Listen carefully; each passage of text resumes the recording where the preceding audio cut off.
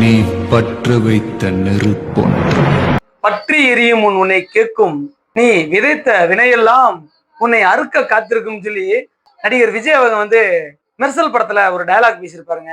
அந்த டயலாக் இன்னைக்கு சரியா புரிந்திருக்குங்க. யாருக்குன்னு பாத்தீங்கன்னா நம்ம தமிழக முதல்வருக்கு தான் புரிந்திருக்கு. நம்ம பிரதமர் நரேந்திர மோடிஜி அவர்கள் கோவைக்கு வந்திருந்தார்.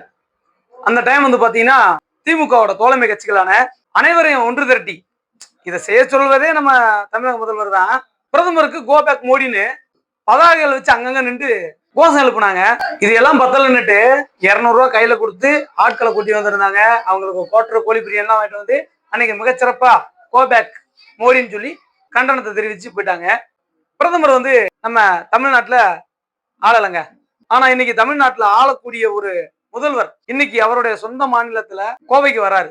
இன்னைக்கு எந்த பிரதிபலனும் பார்க்காம காவி கூட்டங்கள் இன்னைக்கு மிரள விட்டுருக்கு கோவைய.